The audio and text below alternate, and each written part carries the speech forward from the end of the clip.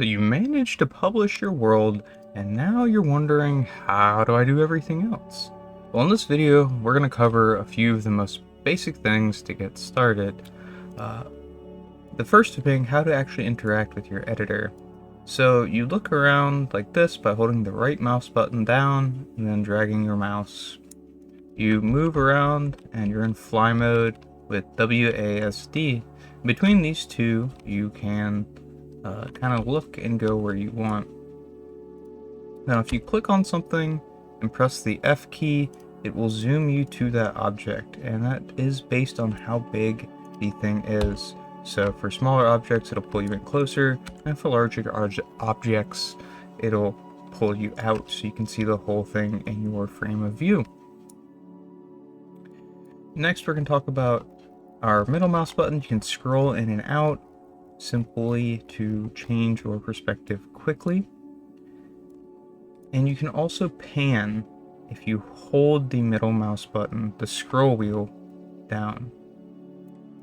And of course, you select objects with the left mouse button, and you can group select with the drag and drop of the left mouse.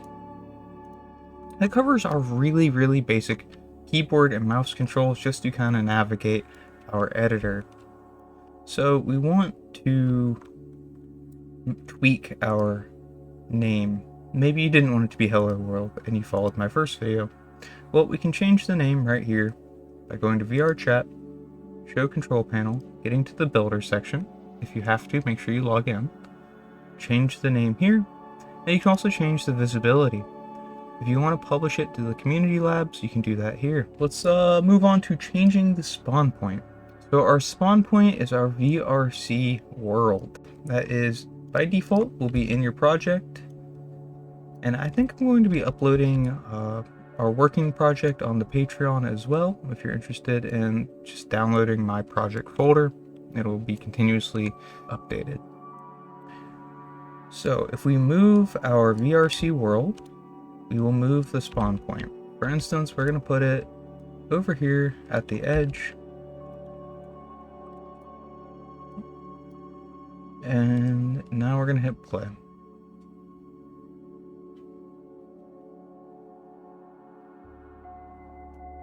And we spawned at the edge.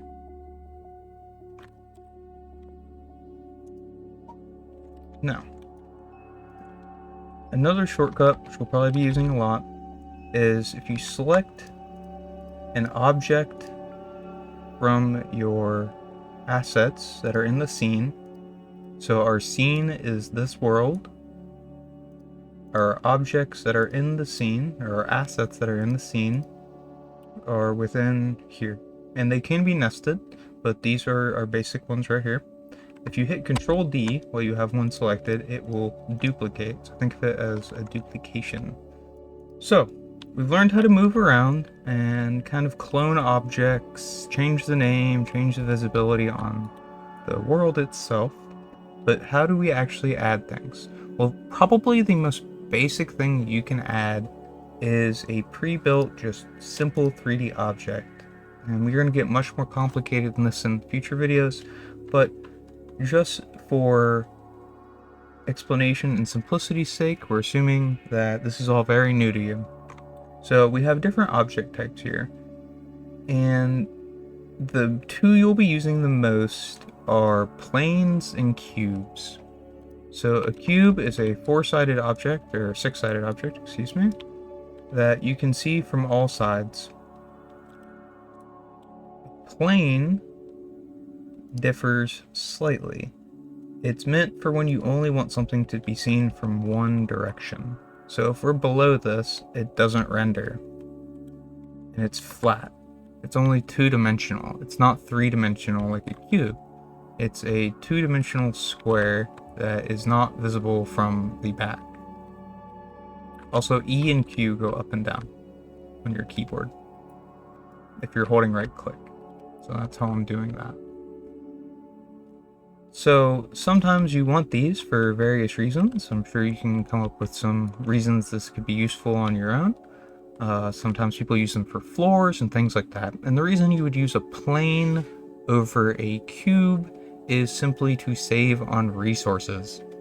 3D objects take up more render, and they cast shadows differently and things like that. So it's a computing and graphical saver to use planes when they are viable for what you're trying to do. And a cube will serve as a cube, like any kind of three-dimensional object is how we're going to be referencing this. So I hit W just to kind of make sure I was on the movable side of the tools. So you can hit W to hotkey that. R is for scale, E is for rotate. And this is very similar to the Unreal Editor keybind, so I'm just kind of using that off muscle memory and hoping it works the same. I am discovering along with you, so to speak, in this video. Alright, so let's say we have a cube, but we want to make it more like a wall. So what I'm going to do is decrease the depth in this case, and increase the size. And you saw there, instead of clicking on just this, so it's locked going left and right, increasing the width, or if I click on the green, it's locked, increasing the vertical. If I click on the middle, in between them, I can do diagonal increase. Okay, now we have a wall. So probably the first thing people want to do is add an image to the wall. And we're going to do that via a material generally. There are other ways, but I think we should probably start with a material.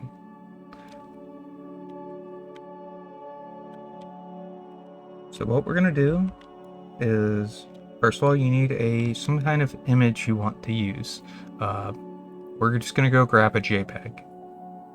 Okay, so we have a random JPEG.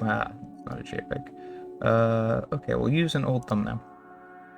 Okay, so we're going to grab our JPEG and drag it into our project. Now, I recommend creating a folder to store everything in, because it's going to get real messy if you don't. So we're going to type in my images. And we're just going to put it inside that folder in our assets. So now we have a JPEG. Now we could use this directly, but that'll probably get a little sloppy. So what we're going to do is right click. We're going to create a material. I'm going to call this my first underscore material. And we want to open this material. Actually, we don't need to open it. We're not in Unreal. We can just drag our image over to Albedo. And if you are knowledgeable on materials, because they can get insanely complicated, especially in Unreal Engine. I'm not as familiar with them in Unity. We are going to be just scratching the absolute surface here. We can do a lot with these. But we are then going to drag our material onto our object. Now, as you can see, it's going to wrap all the way around it. That's what materials do, doing something called UV mapping. Now, a couple of things we can do with this. We can make it look more metallic, and we can adjust the smoothness relatively easy here. So if we want it really smooth and really metallic, we can do that.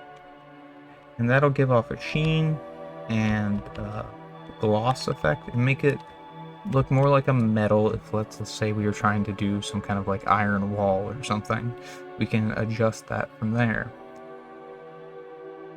Our normal map is generally for, and again, I'm going off Unreal here, so bear with me a little bit. Our normal map is generally for texturing. So that'll make it actually feel like it has depth and stuff. But we'll make a whole material video. We're just gonna scratch the surface. So here is how we get a very simple image. Now for comparison, let's also make a plane. We're gonna rotate it with the E tool to get to the rotate, and then rotate it exactly 90 degrees. Hit W to get back to the moving tool, put it side by side, then drag our material on. Now we can see that's not quite what we were going for, so let's rotate it again on this axis by 90 degrees. Alright, so because this is two-dimensional and only one-sided, we can see it doesn't wrap. Alright, I just had to take a break there and check because I can't believe there's no other default sample FBXs included. So our next video is 100% going to be how to import a custom object. Basically, let's say you want a chair, a bar, or whatever it may be. You're either going to be making it out of simple shapes, which I don't recommend. If you're more advanced, you can make it in a 3D software like Blender, FBF Max, something like that. Or 3D Max, I mean, Maya. But that's like probably much more advanced than most people are at. So we're going to look at how to import an FBX. I'm not going to show you how to get FBXs. That's a simple Google, and most of them are paid if they're decent quality, but you can find free ones. Just make sure you're looking at licenses and things like that, especially if you're trying to, I don't know what you're using it for, but depending on your purpose, make sure you look at the license agreements when you download FBX objects. But our next video will be on FBX, and basically we're going to make a chair and we're going to have you be able to sit in it. So here is pretty much what we discovered, is how to navigate the editor, how to start interacting with things, and how to create an object with an image on it. The next thing we're going to do, like I said, is make a chair that is interactable with the player so they can sit on it and it will sit. Or you will sit, whoever can sit. If you liked the video, make sure you leave a comment, or if you have a question, leave a comment and I'll try to get back to it. I appreciate you all for watching. I will be keeping project files on the Patreon. I'm not sure if I'm going to upload this one just because we haven't really done much yet. I think I'll start with the chair, and that will be the baseline for our going forward, and we'll keep this as a tutorial world that everybody can have access to, or will be able to have access to. I think I'm also going to include a random animation I made in Unreal at the end of this video, which will be here in just a second. So let me know what you think. Anyways, catch you guys in the next video.